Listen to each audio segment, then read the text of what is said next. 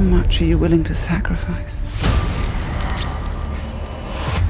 To suffer?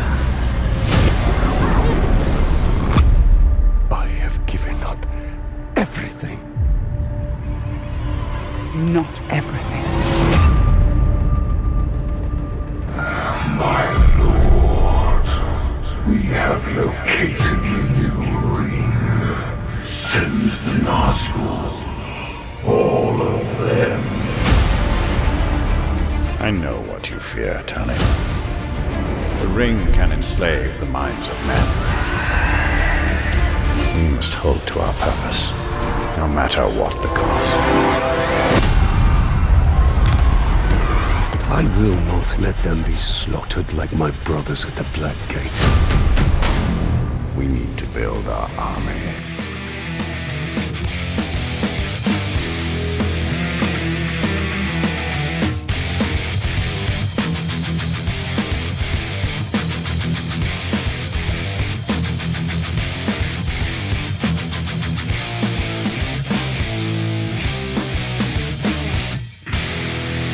Alright gamers, geeks, and other delinquents from the outer realms, it's time for the Gamers in Beta podcast with Captain Mike M. That is a travesty of the highest order I've ever fucking seen one. Featuring assorted co-hosts, J Maniac 17. The fuck was that all about? Corey Atwood. It's not my fault you guys all have shitty taste. Sean Quicksilver 3355. Well, maybe you should look it up. And Joe State. That game sucks, dude.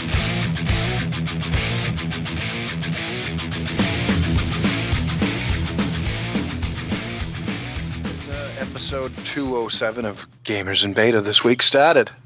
I don't know about you, Mike, but with the summer that is now here, things are extremely busy and doing a lot with the family and going out. We went to York's. The last show I discussed that. This week we decided to go to Storyland in Conway, New Hampshire. And it turned out to be an interesting trek up there. We left early this morning and headed in and got into Conway, New Hampshire, just over the border of Maine into New Hampshire. And there was an intersection we came up to, and everybody quickly stopped because it's a shopping area, and people turned quickly at the last minute because they're like, oh, I got to stop in and check out this outlet. So I stopped. Didn't have an issue. The person behind me did. Ran into the back of my truck. Yeah, no, not too bad. Really didn't do much damage to my truck. Just stove up the chrome piece on the bumper, on the rear bumper, and maybe pushed it in a little bit. Not too much. I really couldn't see much damage on my truck, but it totaled theirs. Smashed the whole front end of their Toyota in. So we get talking to him, and I jumped out, and I'm like, I'm not mad or anything. It's like, look, shit happens. It is what it is. My truck's got hardly any damage. Hers is destroyed. I'm like, that's enough. You've gotten enough, repercussions out of this. Your car's junk. And it was a young girl, and she was very friendly. She's like, I'm sorry. I was going in, and I reached down to grab a napkin because I was eating a sandwich, and when I looked up, everybody was stopped, and I wasn't. So hey, you're being honest and all that. We got talking with the police, showed up, did all the reports and everything, and just as we're leaving, we're like, yeah, we're headed over to Storyland. And she goes, that's where I was going. I work there. So yeah, she's the face painter at Storyland. So we left. She had a parent coming over because the car was undrivable, and we went into Storyland with the kid, with my son, his fiance, and my granddaughter and my wife. So we went to Storyland, went in and started running around there, and I believe I sent you a picture of my granddaughter. She loves the roller coasters and whatnot, but they do have a big wooden roller coaster there, and in the past, she'd been too short, because we go each year. She was too short to go on. Well, this year, she was able to go on with an adult. So me, my granddaughter, and my son's fiance went on the roller coaster. We were on the back 2 rows, and they take the pictures on the cameras that they have when you go to a little booth at the end. Yeah, they want you to buy it, right? Yeah, and they want you to buy it. I'm like, I'm not buying this damn thing. Dude, it was worth the $20 this time to get the picture. My granddaughter's face was just not of horror. She just had this face of she could not comprehend what was going on and would just eyes wide open, mouth wide open, just she wasn't screaming, she didn't yell, she wasn't like scared, she just didn't know what to do. So we have the greatest picture ever. So, and due to family things, not wanting to post pictures like that, I'm not going to put it out on the general public. But nonetheless, I think you guys thought it was pretty entertaining. It was good. It was good. She had a oh shit type face. What have I gotten myself into? Yeah. And what was the name of that ride? That was the roller coaster. Roller coaster. Yep. So Dinosaurs? Dinosaurs is right. Yeah, it was pretty good. So we enjoyed that. And then after that, we went down to the face painting booth, and the girl that had rear-ended me that morning painted my granddaughter's face. No, she knew we were coming, and she was in good spirits. We talked with her and says, hey, it's a rough thing. Shit happens, So, it made for an interesting day. So that was my day today.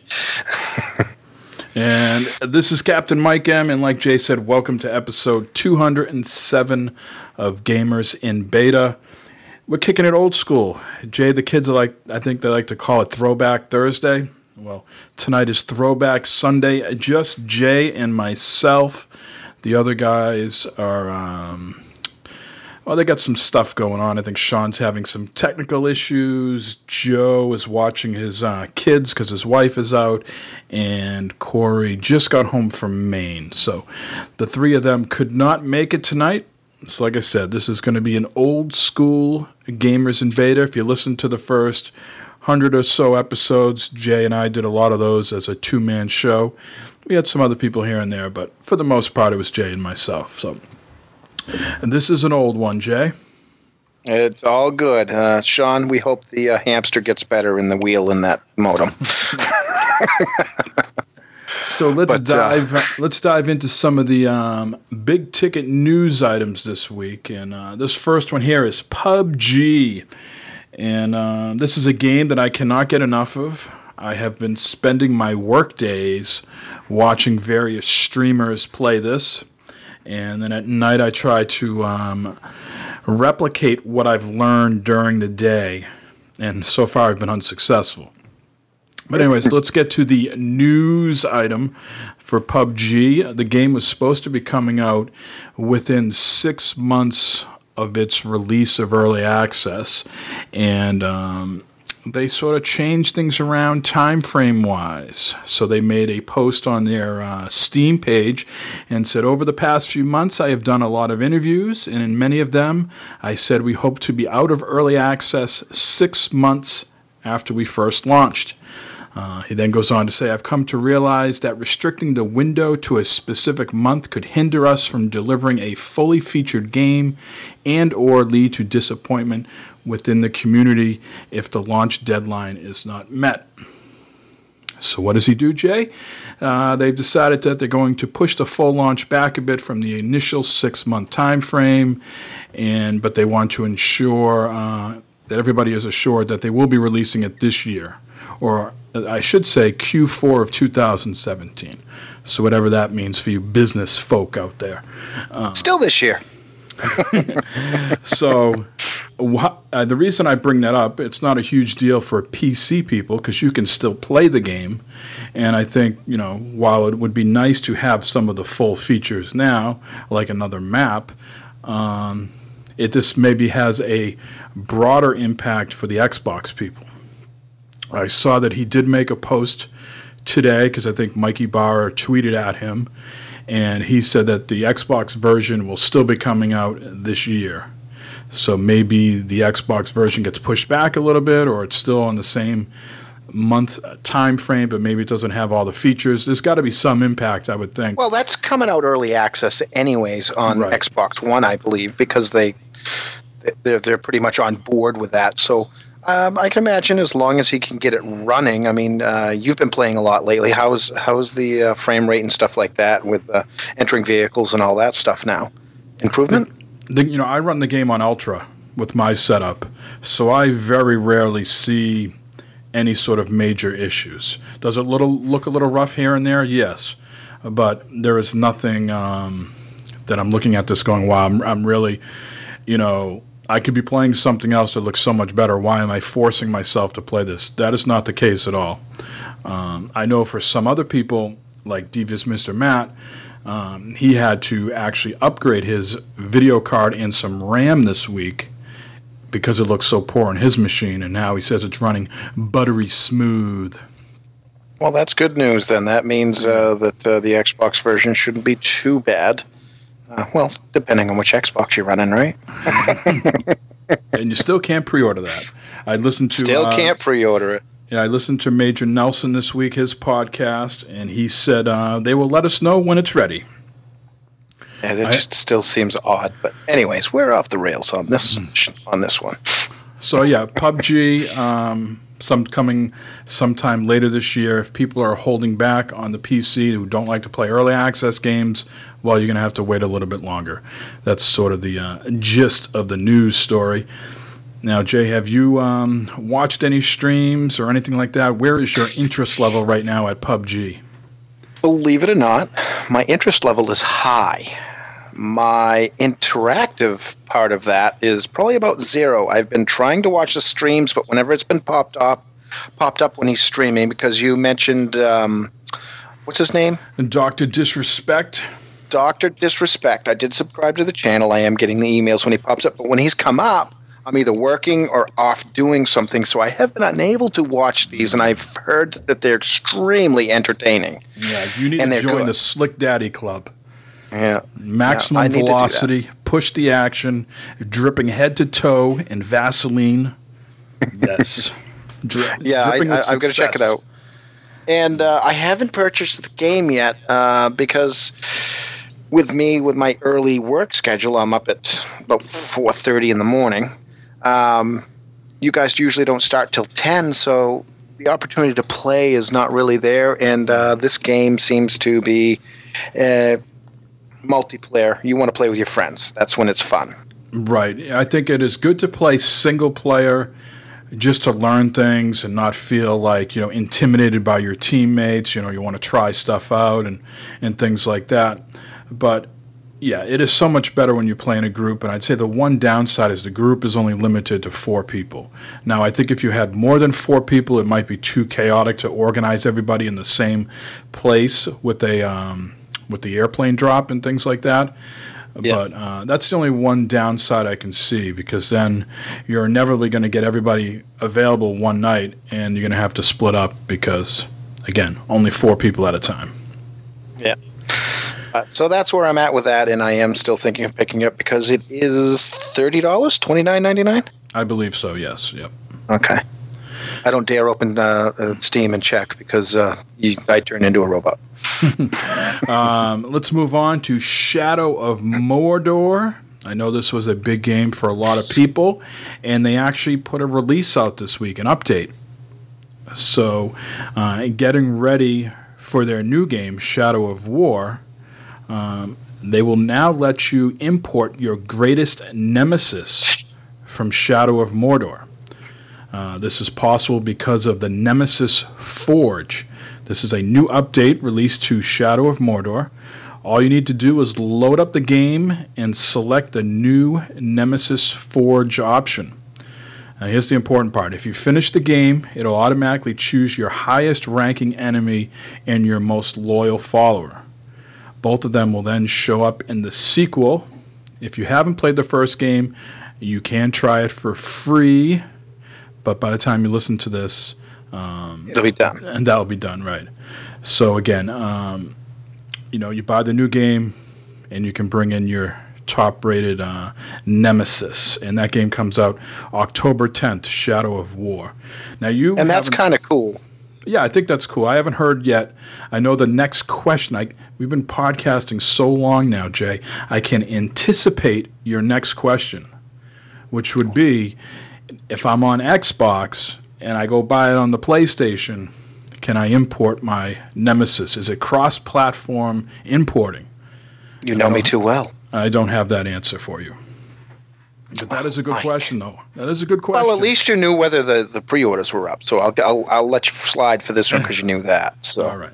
And save me having to speak upon it. But yeah, I haven't played too far into the game. I really want to get into it, but again, that summertime thing that I discussed, very very busy this year. I think this is probably one of my busiest summers. I've probably played an hour or so and not done very well. That's a hard game in the beginning. Ain't nobody got time for that. Yeah, so I'm hoping to get into that, but yeah, I don't think I'll be using this update for quite a while. But it's still a very good one. I mean, that's what most people want is when there's a sequel for a game, especially story type, which this kind of is, to be able to have that in the Nemesis system really working and being able to be brought forward into their next game is pretty good. So I would agree. It is making me go back and take the update and see where I left off. And where I played the game, I think, on 2 different consoles, or maybe it was PC and PS4. So I own it on Xbox and PS4, which is the crazy thing. Well, I think it was like $6 or $4 the other day for everything. Yeah, a while ago it was. So I picked it up cheap. So yeah. Let's move on here. We're going to talk some Nintendo news here. Splatoon 2. Now, where's your interest level on that? You don't even have a Switch, so it has to be 0. It's not 0 because we do the podcast, and I am a gamer, and I am interested in when the Switch. I'm interested in picking up a Switch at some point in time, just not now because there isn't enough games. I know you guys will say, yeah, there is, but for me, there isn't. And also the online part, which is this, needs to be. I want to know what this is going to be fully before I jump in. So July 21st, which if I do some rough math, is 11 days away from tomorrow. I think that's right. Sounds good. We're not mathematicians, mind you. That's right. So I guess the previous version of Splatoon had something called SplatNet. And for this version, what do you think they're calling it, Jay? Knowing Nintendo and because it's right in front of my eyes, SplatNet 2. Wow, look at that. You can read. It has been confirmed. Yes. So available at launch on your mobile device, you'll be able to see what stages are active as well as upcoming stages. You'll also be able to buy gear, look at battle stats and other users' gear, and you can show how much ink you've thrown. So again, this is SplatNet 2. This is a mobile device. You'll also be getting performance stats of your last 50 battles, and that will include win rates for specific modes and stages. And there's even going to be, wait for it, Jay, wait for it, a share button. So you can post battles for your bragging rights.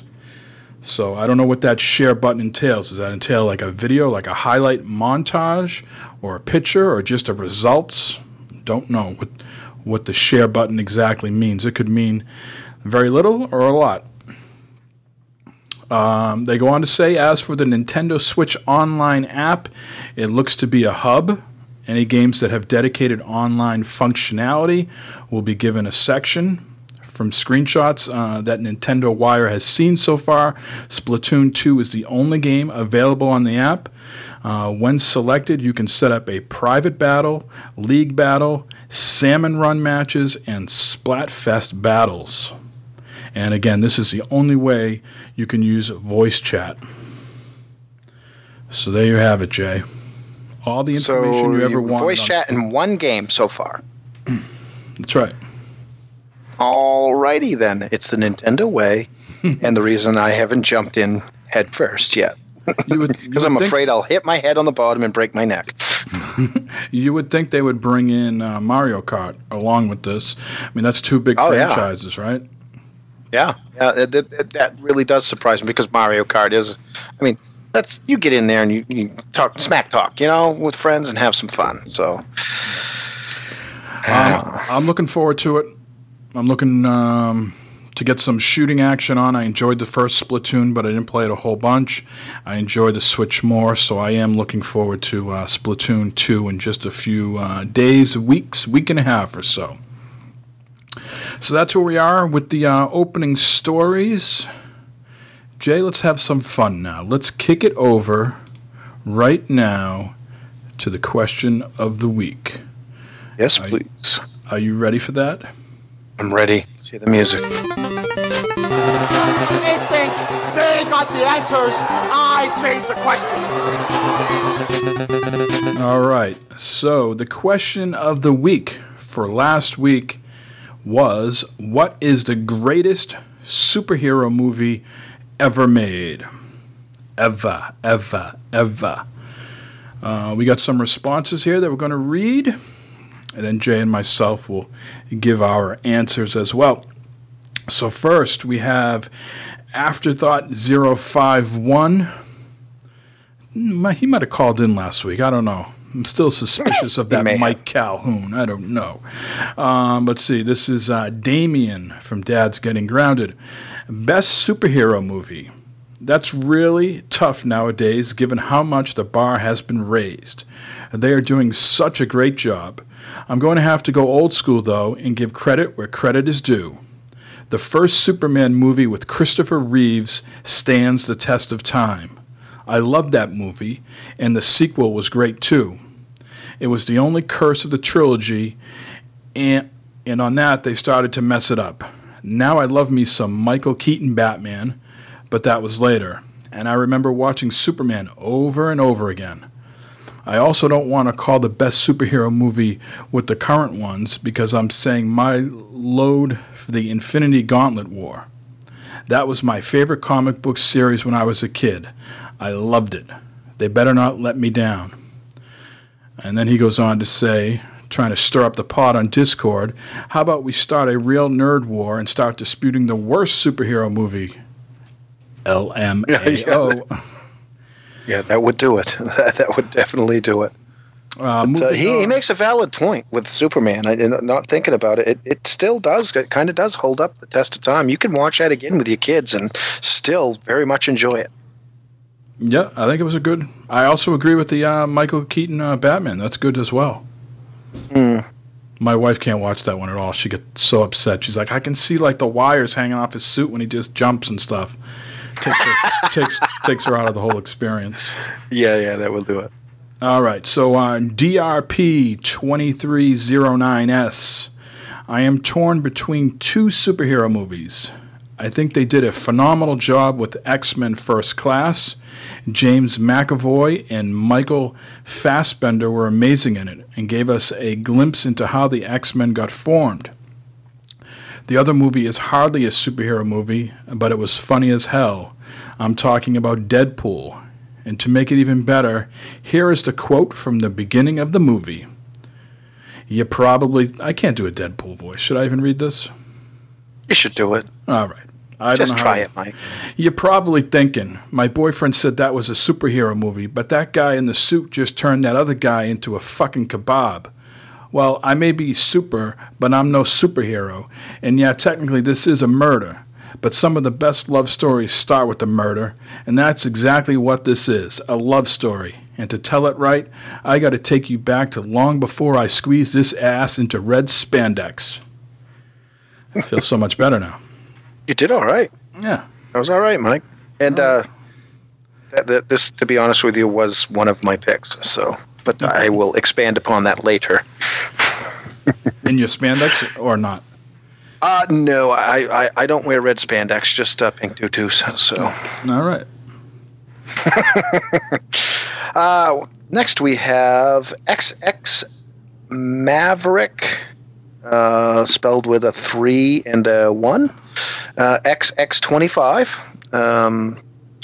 And he says, I'm going to have to say Logan is my favorite to date. Wolverine is the shit. Yet to see. Alrighty. Well, he was in all the X-Men movies too, and then there was the... right, but I hear Logan. That's the last one. That's what it's called, right? Logan? I've got to pick it up and check it out, yeah. And it is the ending of the series too. No spoilers. But So yeah, I got to check that out too. So next we have from Dr. John's, pretty plain and simple, a Batman and Robin with a smiley face. I think that's a derp face. I think he was trying to be sarcastic. Face? Okay. Yeah, I think he was trying to be a little sarcastic there, Jay. Well, maybe if he said Robin and Pete, but Batman's badass, man. Come on. But is he truly super? That's the question. Well, if Joe was here, if Joe State was here, he would tell you that Batman is a chump. Yeah, well, that's Joe. He hates everything. Next, we have Devious Mr. Matt from the 40 cast. Hancock was enjoyable. Not the best, though. Best I would just say is the first Batman with Michael Keaton and Jack Nicholson as the Joker. Great movie. That's true for Michael Keaton. Yeah. And I did enjoy the Hancock movie, although it got so weird that it went bad. It had so much potential, and they kind of steered it the wrong way. I'll still watch it now occasionally, but yeah. Unfortunately, they ruined it. The way you phrased that, I just figured out what your answer is going to be now. Anyways, carry on. Shownuff71 at Shownuff71. John Wick. All those pop domes in rapid succession must be a superpower of some sort. I'm going to have to say no. That's a lot of practice, is what that is, I guess. That's a lot of speed and momentum. Yes. Velocity and vengeance. Dripping head to tippy toe and Vaseline. Dripping with success. Oh, we're hooked on that Vaseline success thing. I'm having flashbacks. Go ahead, keep going. Brandon Isaacs at Brandon_I. I don't know if I have a favorite, but first one that comes to mind is the first GOTG. Guardian of the Galaxy. Of the Galaxy. But that's multiple superheroes, right? That's a gaggle. That's a gaggle of superheroes. So if you could break that down for us, we'd appreciate it. Holy Headshot at Holy Headshot from Everyday Gamers. The man with the new lawnmower. Hands down, the Ben Affleck Daredevil. Love how they did his sight, kind of like echolocation and perception. Okay, a lot of people don't like that Daredevil. I thought it was all right. I didn't read the comics, so maybe that's a piece of it. I enjoyed how they did the sight, and Perception is a great game. So you get bonus points. And another Everyday Gamer alum is Jay, a.k.a. Meef J. He puts it very straight. All he wrote was Blade. There you go. Is he technically a monster? I don't know. I'm the wrong guy to ask about that. Okay. He is pretty badass, though. And our last one is Matt, TDG Dad's clan. Jagoosh, at Jagoosh on Twitter. Good question. For me, most fun, Guardians of the Galaxy. Another GOTG. Best adaptation, Watchmen. Most significant, Iron Man. Launched the whole Marvel's, what is it, MCU? Cinematic Universe? There we go, yes. He's a teacher, can you tell? One more movie wasn't great, but the Ang Lee Hulk was the first comic movie that felt like I was watching a comic through the panels. Never saw that. Neither have I. No. Well, Jay, I have a feeling what you're going to say, so why don't you just go out and no, let's see if you can predict it. I think you're going to say Doctor Strange. No. No? Oh, look at that. He's not number one. I'd have to go with Iron Man. That's really what got me hooked into the first Iron Man. Really did hook me into the movies. And then another favorite of mine, and I don't know if he's really a superhero. I think he is. He's got superpowers or whatever you want to call it, and he does try to be a good guy. Is Hellboy.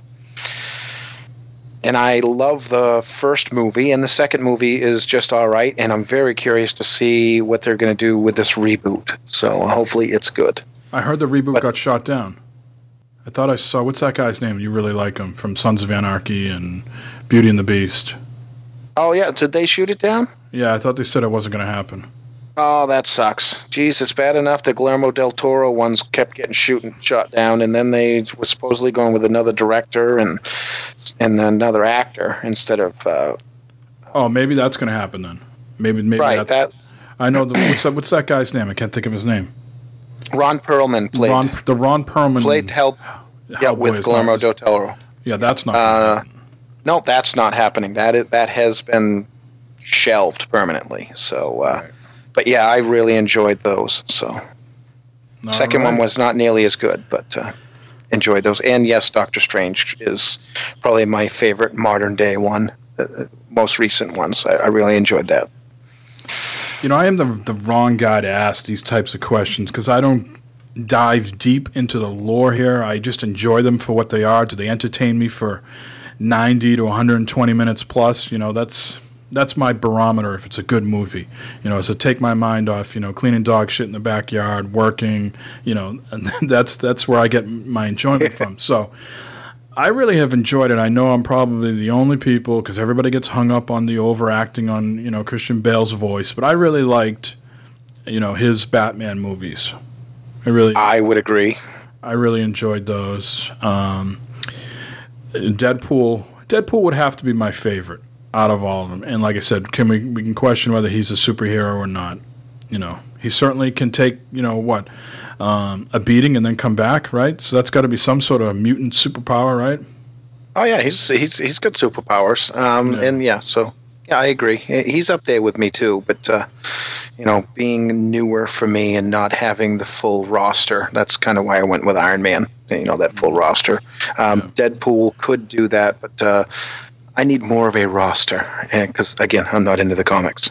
I'd like what was the latest Marvel one that was out that had everybody in it? Ant-Man and Spider-Man. Oh, Avengers? Was that Captain America versus Iron Man? Right, they were fighting. Oh, Civil War. Civil War. I really enjoyed that one. Yeah, thought that was good. But I haven't seen any of the newest ones. I haven't seen Spider-Man that just came out. I haven't got to see that. I haven't seen Wonder Woman yet. I haven't seen Logan. So I am far behind on all of those. But thank you to everybody that answered this week. We appreciate you taking the time to drop us whether that was an email or a tweet or hitting us up on Discord. We appreciate it. So let's thank you very much, Roddy, one last time. They think they got the answers. I change the questions. You want a coconut? I'll give you a coconut. Oh, that's a different Piper's Pit. I'm sorry. Let's move on to some voicemails. It looks like we once again have a plethora this week. So I am sorry, Corey. I know this is your favorite segment, but tough, you're not here. So let's cue up the music.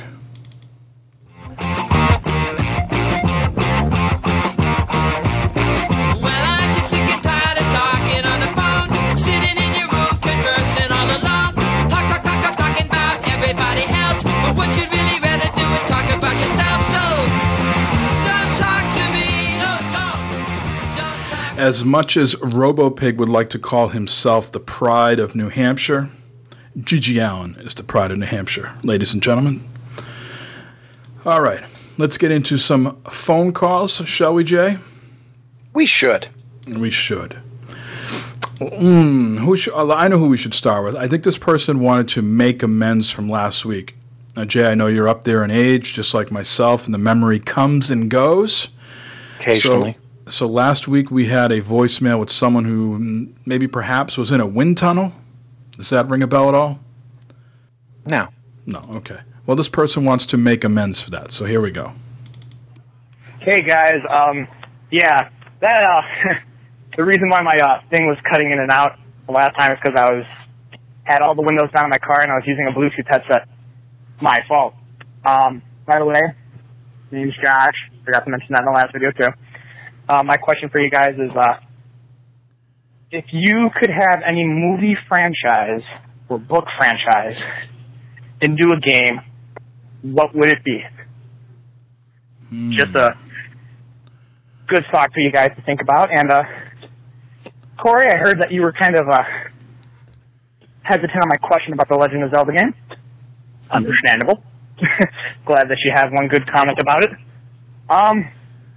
But yeah, that's really all I got this week. You guys have a good 4th of July, and game on. All right, thanks a lot, Josh. Corey will respond to you in the coming weeks. Let's see. What was his question there? If you could take any movie series, so that's not like a one-off movie then, just any movie series. Movie or book series. Yeah, into a game. That really is, opens up a lot of different things there. Sort of, was like what we talked about last week, right? We said any TV show that you could turn into a game, but this is a movie series or book series. Do you have any answers there, Jay? I do. For those playing the drinking game, The Witcher was one of those. So, there's one drink for you. So you want The Witcher 4, is what you're saying? No, I would love to have The Witcher 4, but no, that's not really my answer. It's just using it as an example of a book that was brought over. So one of them has already come true for me, which I didn't even know about it beforehand, so we'll go with that. And I have been listening to the books, and they're not bad. But for me, I believe I've kind of answered this before, but Dragonlance.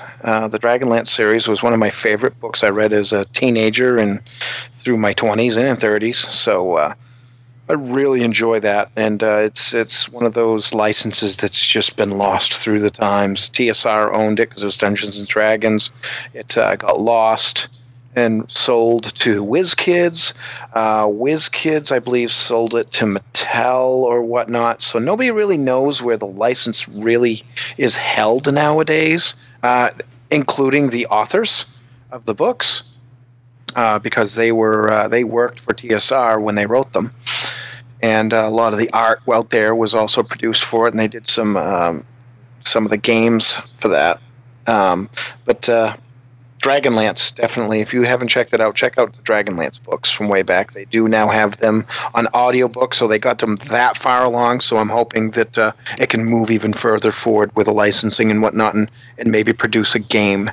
I think they made one game years ago on Nintendo, I think, if I can remember correctly. So, but it wasn't very good, so I'm hoping that we'll get a modern day one, and maybe that license will come back. And I guess for modern day stuff, well, I don't know. I think the Dresden Files would make a good game. So, alrighty. Well, I'm going to take the easy way out on this and give the same answer that I gave last week, because technically this is a book series. That's how it started before the television. So since the premiere is next week, this is on the front lobe, so I'm going to say Game of Thrones. Once again, there needs to be a good Game of Thrones game. I don't know how you pull it off. A good one. Yep, I don't know how you pull it off, but I think someone needs to tackle that, because that is a cash cow waiting to happen if done right. Well, I mean, Telltale did it, and didn't you enjoy those?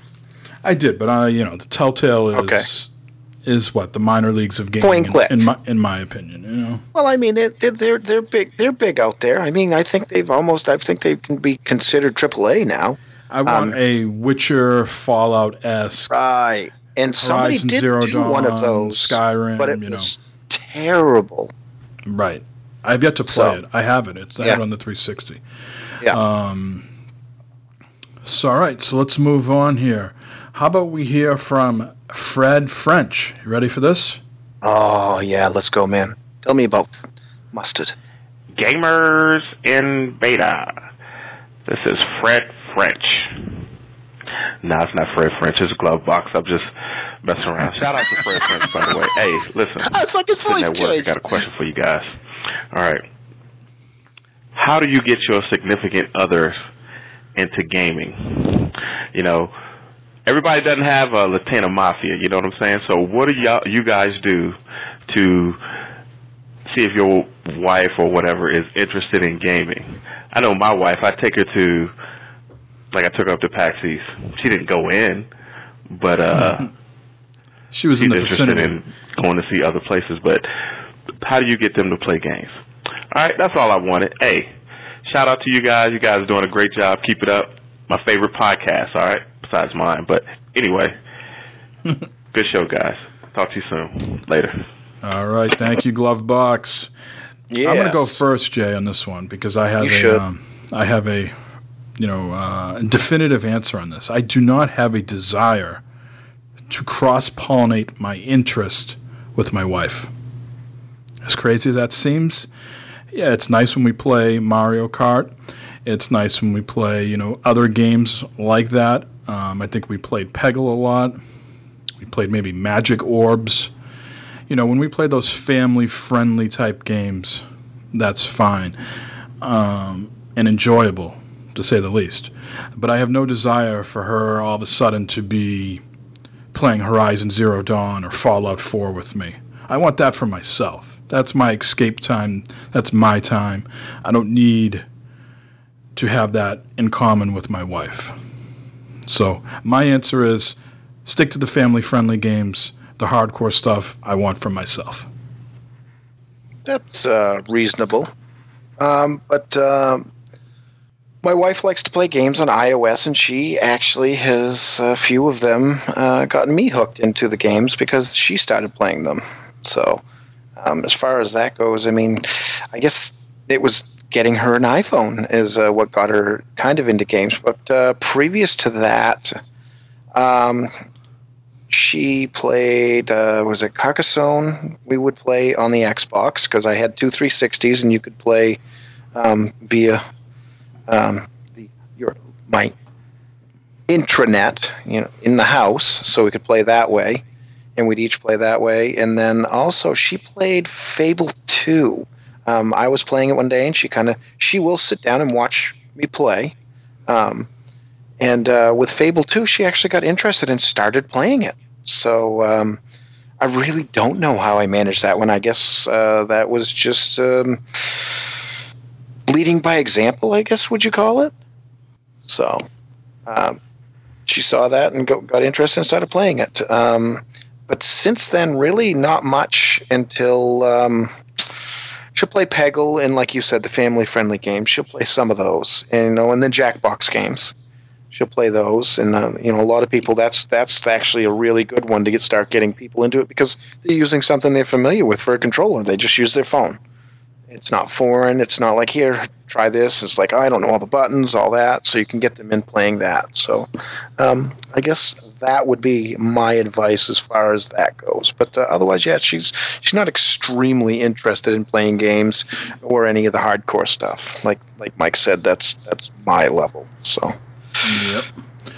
All right. Let's move on now and hear from the real Fred French. Yes, please. Gamers in Beta! What's up, gentlemen?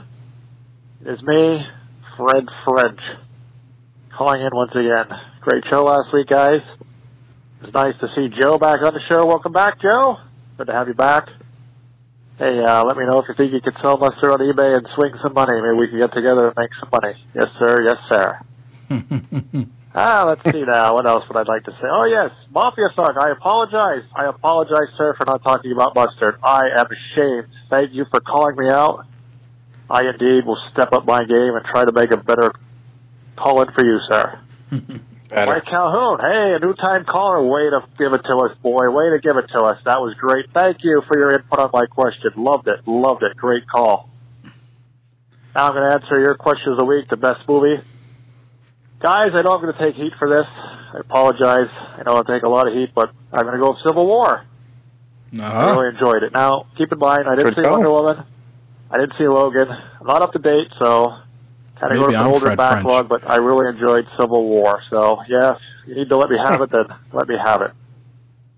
Speaking of movies, I'm going to share a tip with everybody just in case people don't know this, but when you go to the theater, you get your popcorn, you go over to the machine where the butter comes out, grab yourself a straw that you normally put in your soda, jam that in the machine, jam it down your popcorn, and you have butter all throughout your popcorn. It's a beautiful, beautiful thing.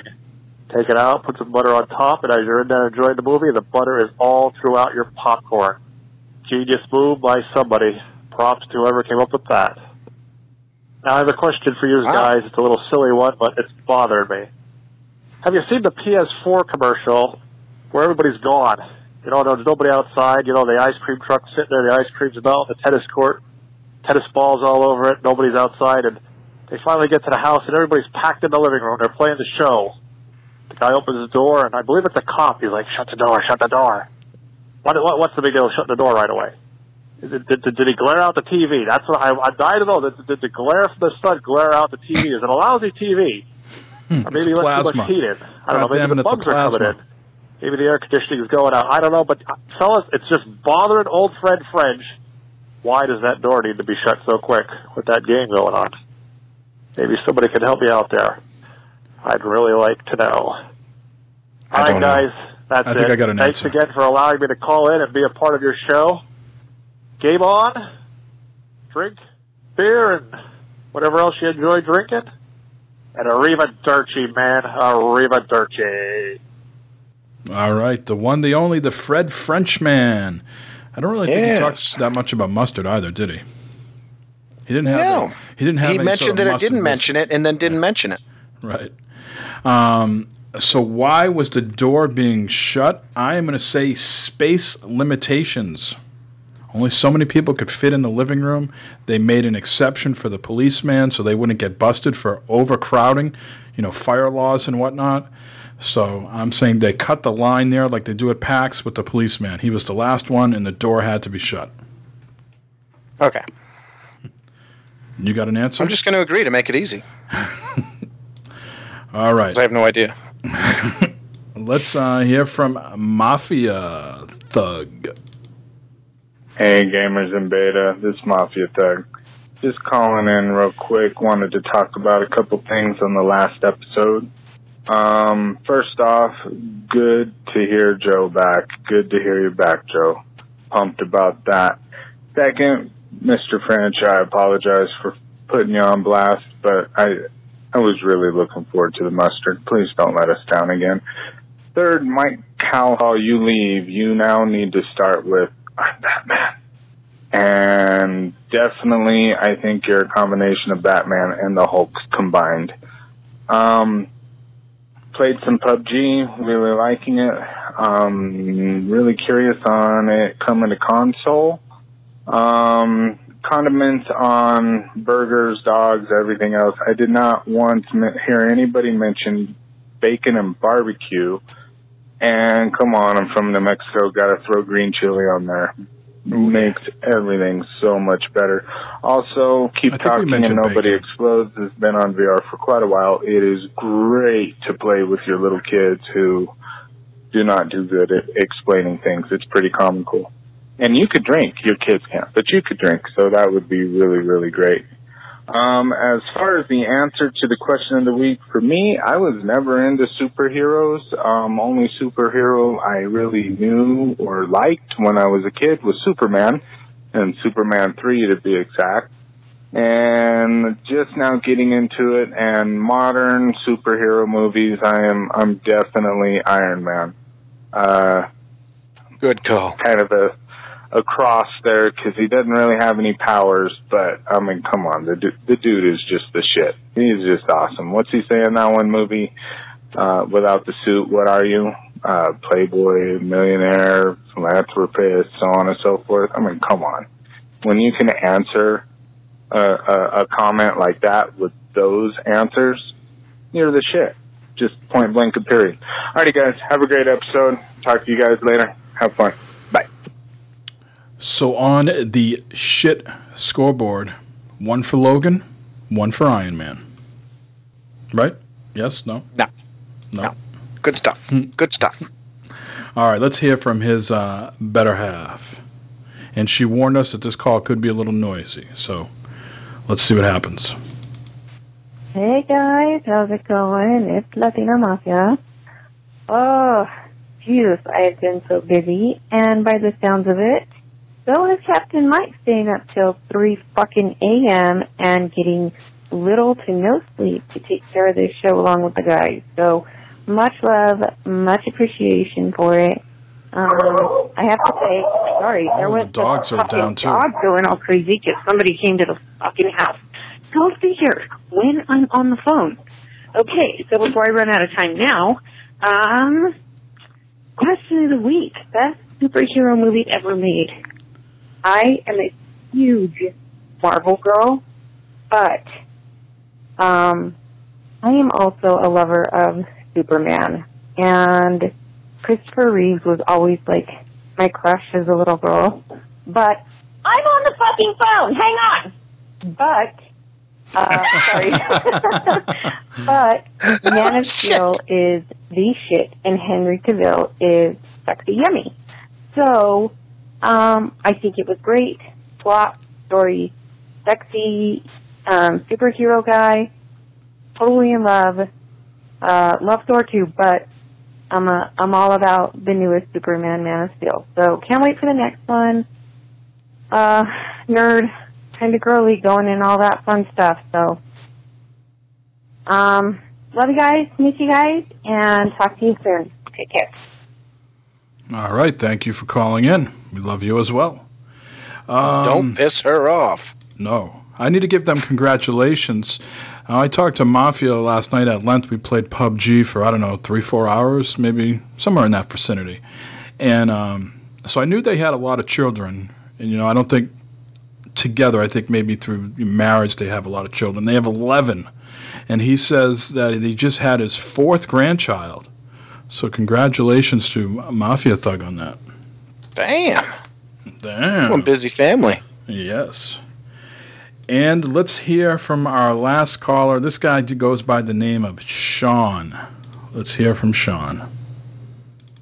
Hey, yo, it's Sean, or Lucky Phantasm, or Quicksilver 3355, however you know me. Unfortunately, I am without internet this evening, so I can't be on the podcast. I'm going to miss you guys. But to answer the question of the week, I'm going to go with the original Superman. The Christopher Reeve Superman, as far as I'm concerned, is the best superhero movie that I can recall.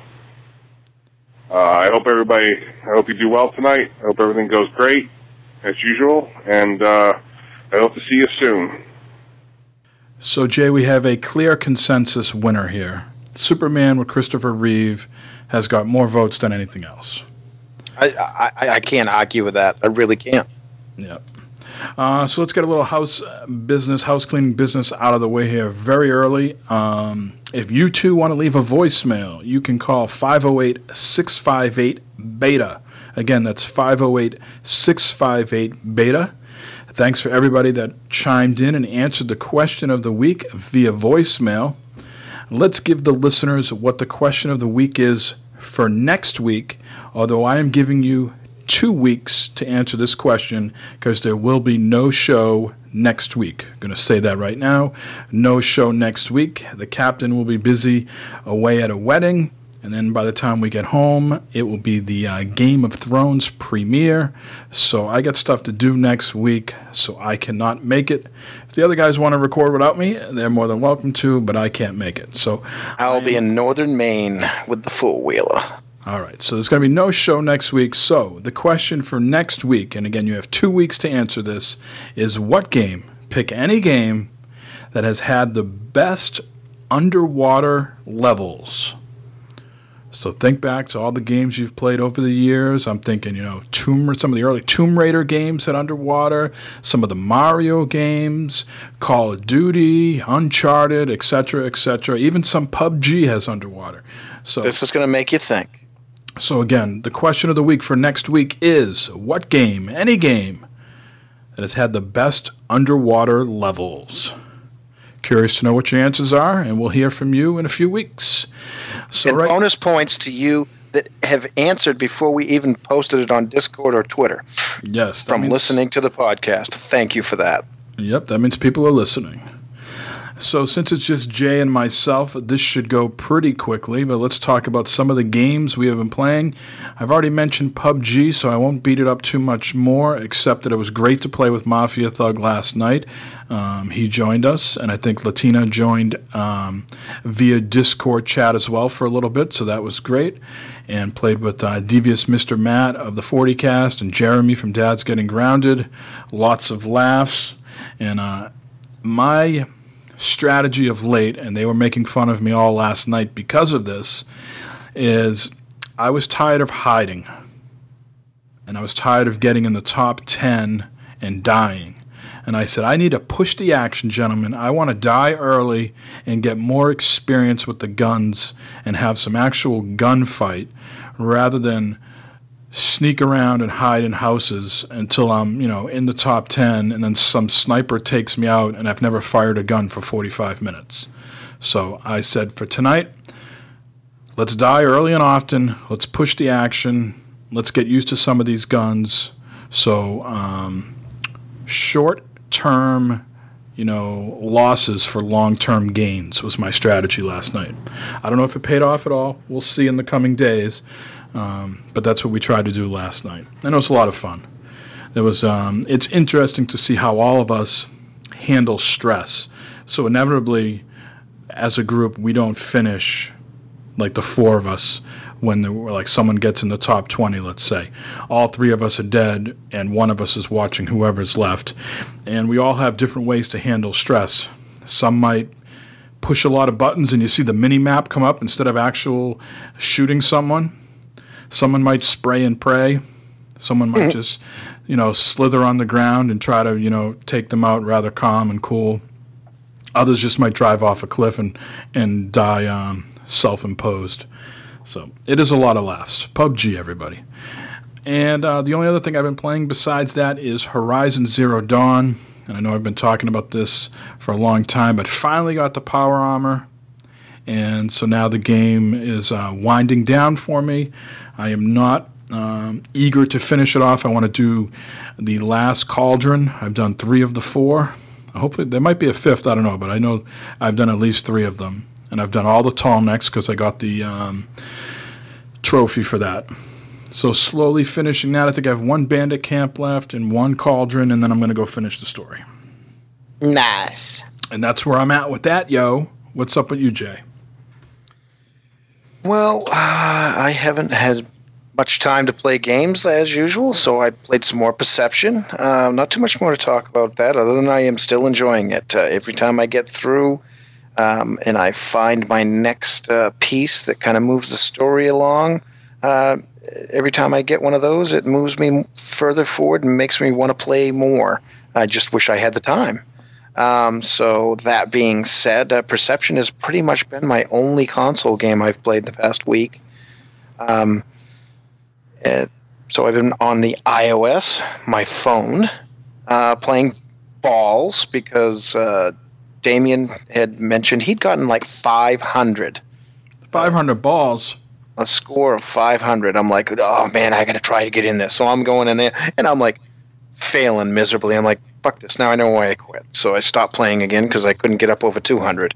So I just don't have the skills, man. I just don't have the skills. I got to give this for Damien for having 500 balls. Yeah. Man's got balls. Way to go, Damien.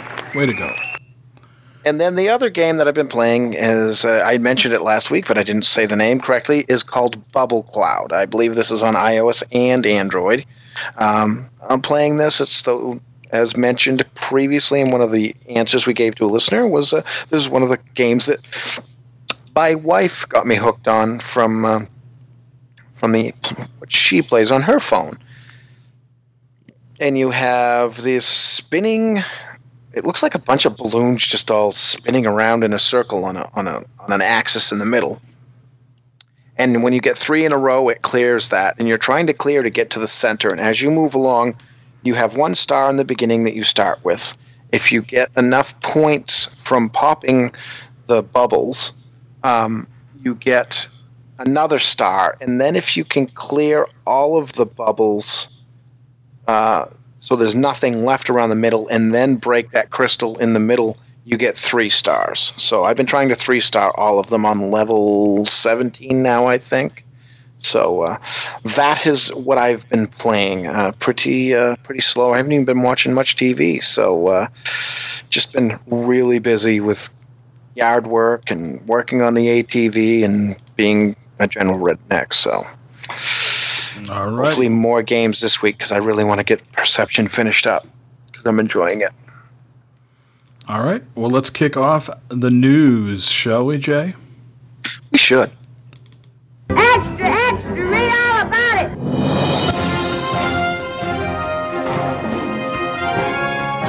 All right.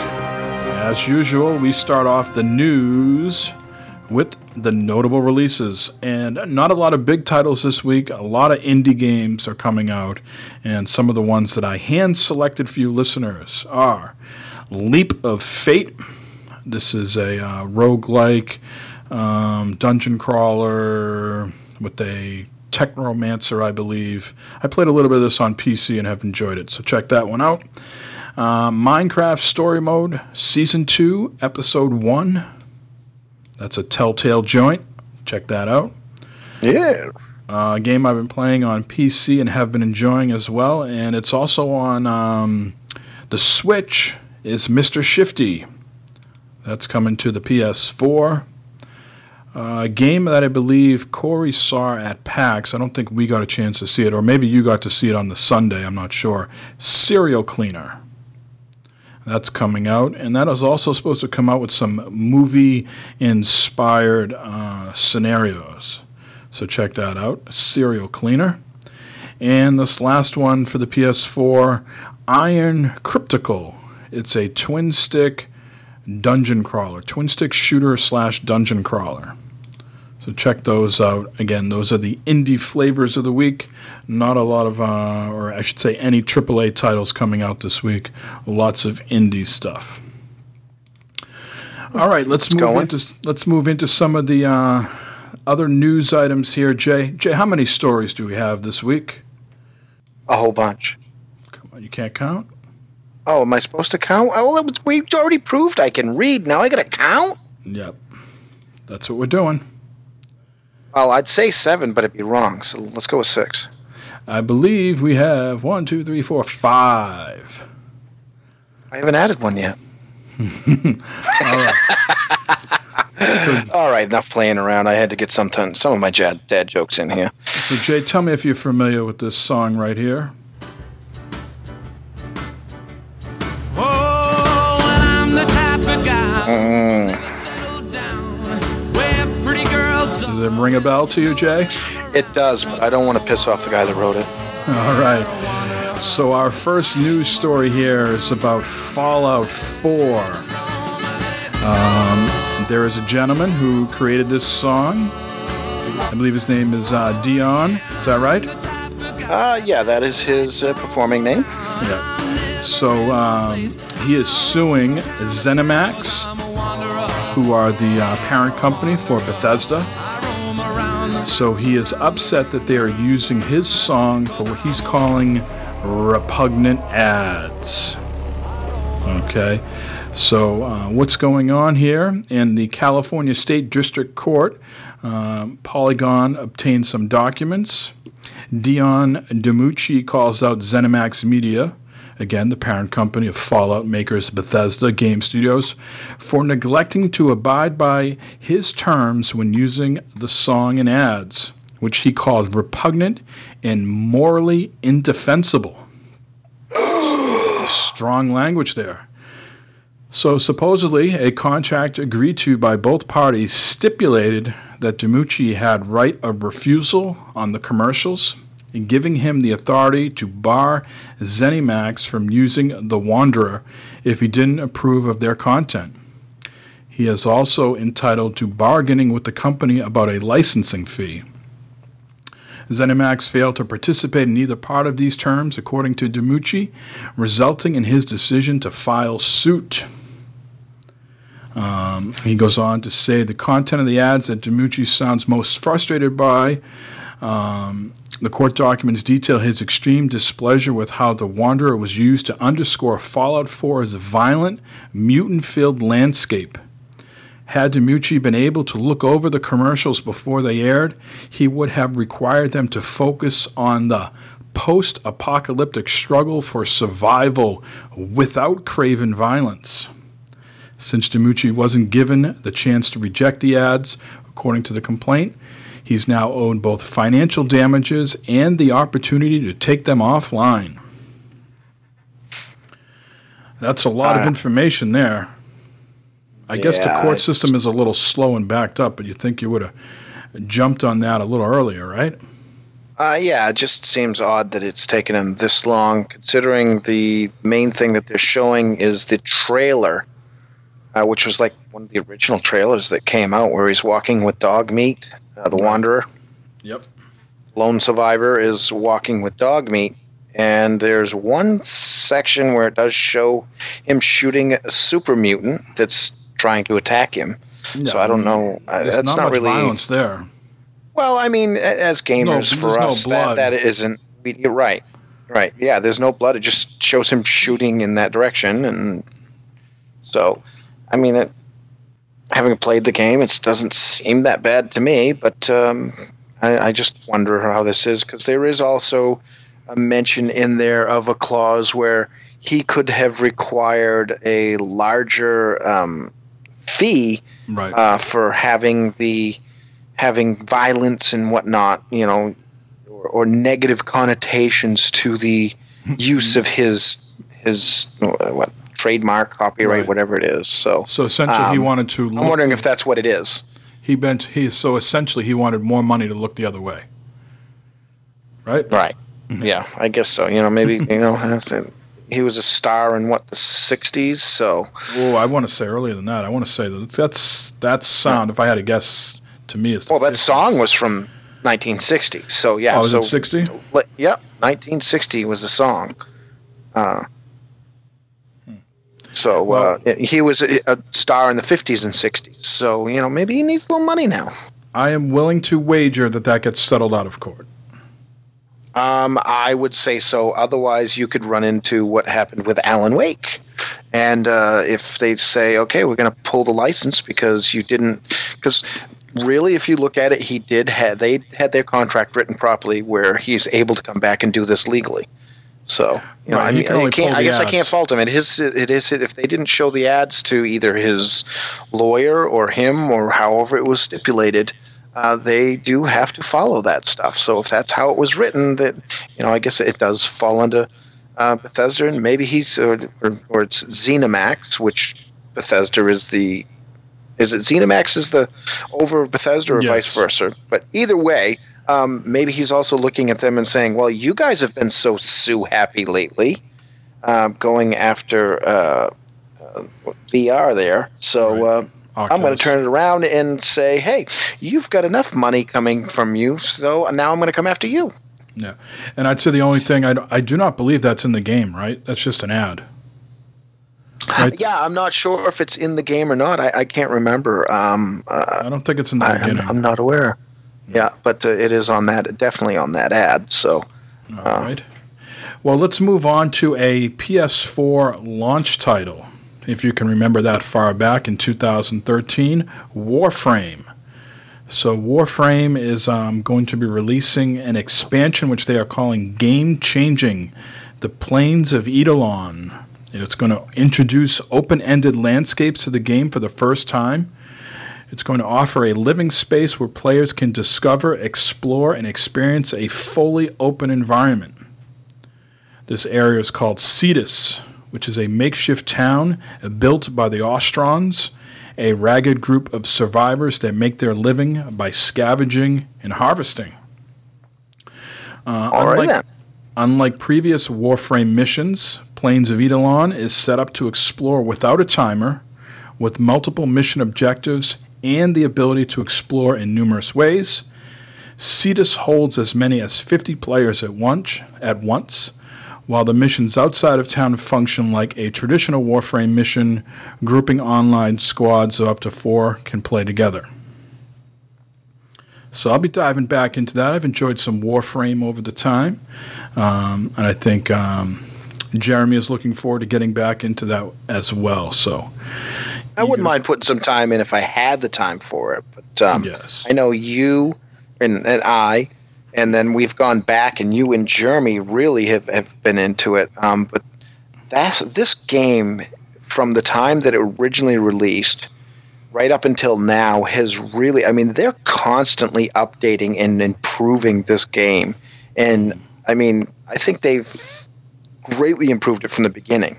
The beginning, it was kind of like, what the heck? And now it's like almost looks AAA, and with the in-depth... stuff that you can do in it, upgrades for weapons and your warframes and all that. It's really in depth, and they've done a lot to it since it started. So this is kind of cool to see this coming out. I would agree. And if you read some of the comments in there on the PlayStation article, some people say that this is the game people should be playing instead of Destiny. So yeah. Moving on to Horizon Zero Dawn, they have released a new patch for their open world game. That's Guerrilla Games has released an open world patch. It contains the highly anticipated New Game Plus mode, as well. Yeah, I'm going in. As well as ultra hard difficulty, face paint options, and more. So patch 1.30 includes additional fixes to progression issues, also includes the highly anticipated New Game Plus option, like I just mentioned. With New Game Plus, Jay, you will be able to relive the adventures of Aloy without losing your character progression and your collected inventory. You won't be able to progress beyond the level cap of 50, but you can still collect XP during your adventure. Guerrilla Games has also added updated versions of existing weapons and outfits with an extra modification slot at your disposal. However, this won't be cheap. It will set you back some extra shards. Some things to note. Before embarking on a new quest, you can manually adjust the difficult level to your liking. For players who seek an extra challenge, they are introducing an ultra-hard difficulty. And this new setting will enhance machine senses and behavior and other additional smaller tweaks. Players who decide to embark on the ultra-hard path will not have the option to switch it to a less difficult setting when choosing New Game Plus. People choosing to play normal game will still have the ability to change back to an easier difficulty. Nice. New Game Plus also comes with 2 new trophies and extra unlockable content that gives players the ability to add face paint or change Aloy's focus. So they're gearing up for that DLC that's coming later this year, but it's nice to get this new patch, especially while I'm playing. I can take advantage of some of this stuff. Kind of like we've said in the past with other games, and Warframe's been doing it too. They're adding legs to it.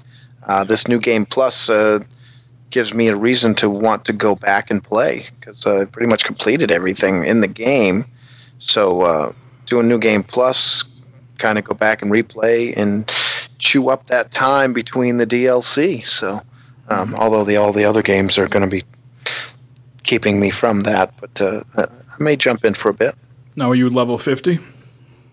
I don't think I am. I think I'm close. I think I'm in the 40s. But no, I just hit level 40 the other day. Yeah.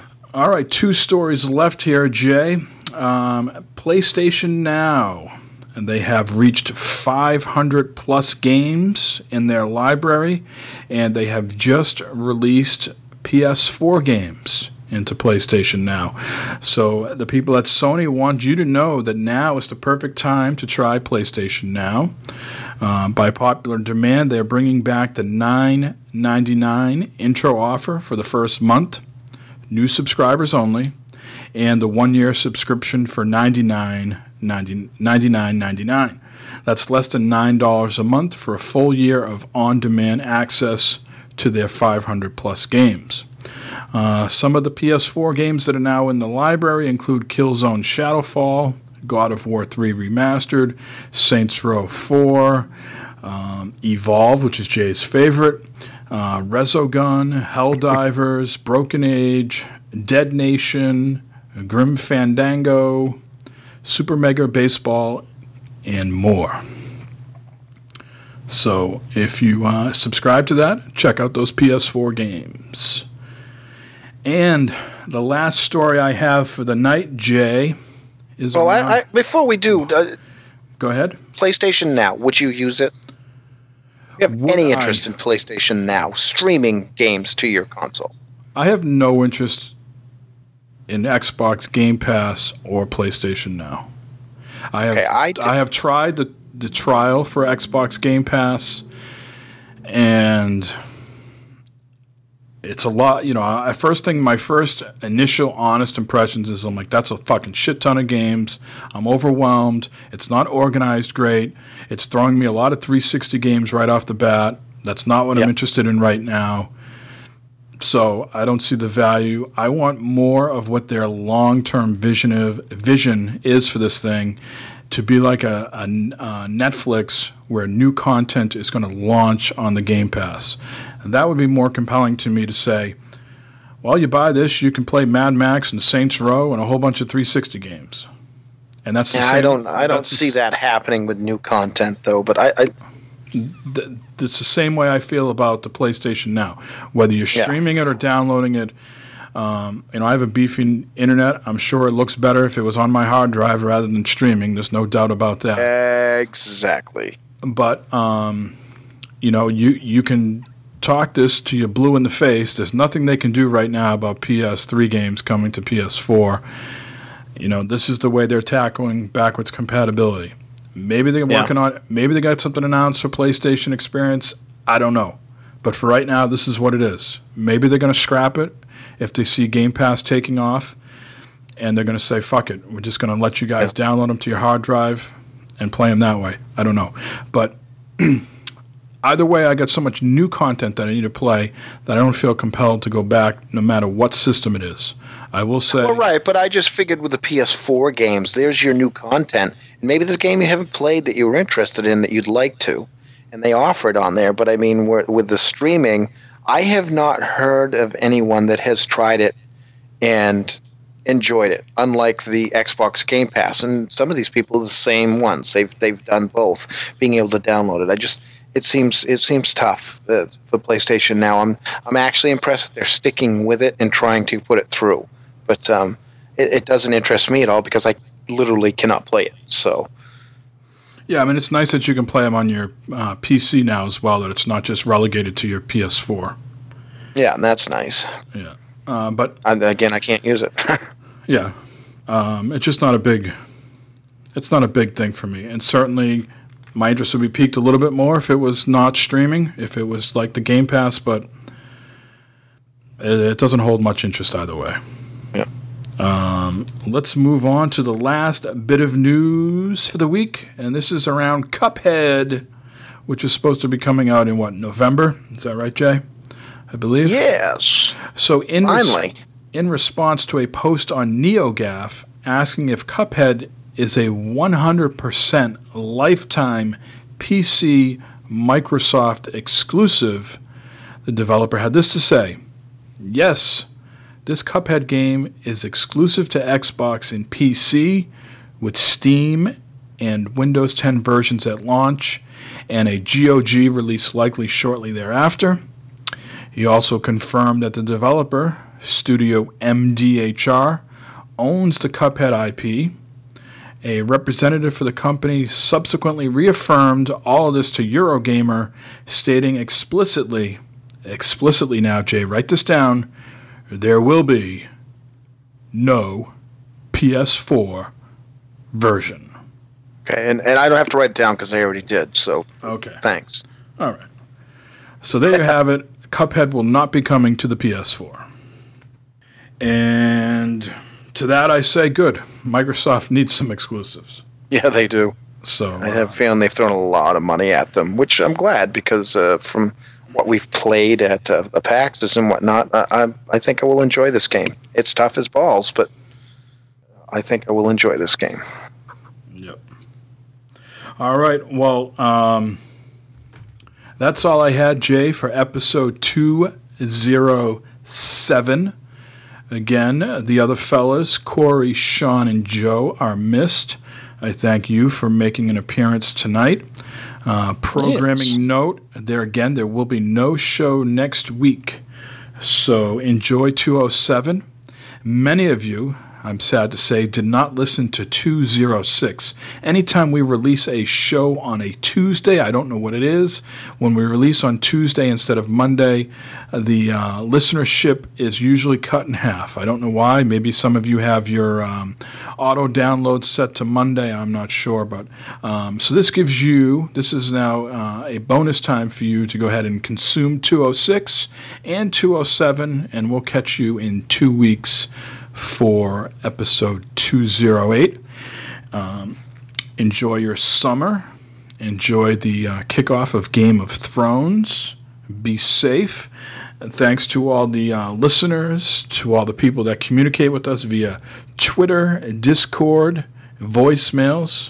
Your interest is greatly appreciated.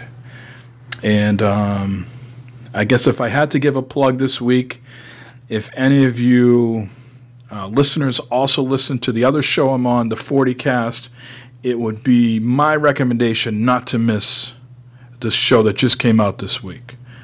So that's all I got to say about that. And now we'll hear from Jay.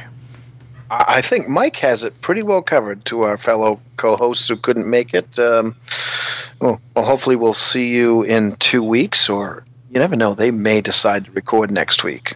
You never know, but probably not. So it'll be 2 weeks until we see you again. Don't forget the voice line, 508-658-BETA. Yes, we keep repeating it, and thank you for calling in because we do really appreciate that. And to the other casts that mention us, we appreciate that also. We try to shout you guys out as often as we can, especially when you have replies to our questions of the week or whatnot like that, or sending questions to us. Thank you. We really enjoy those. To those of you listeners, please send us in some questions. We'll answer them as often as we can. We really enjoy that, and it kind of is nice to answer some of those and get the answers back out to you. And I thank Mike for doing recording tonight. It's nice to get on and do that, even though I will be tired tomorrow. It's nice to talk a little bit of gaming. So we did have one last-minute question from Holy Goalie.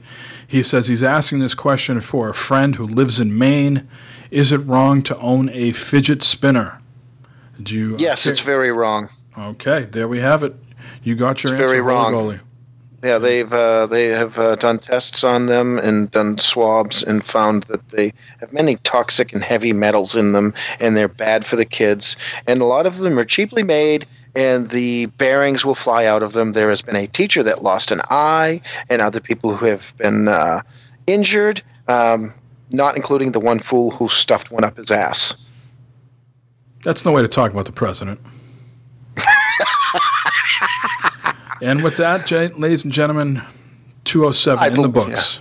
Yeah. Yes, I believe we are finished up. So until next time, same beta time, same beta channel. And we won't have a show unless, well, somebody surprises us and does record one. So, see ya!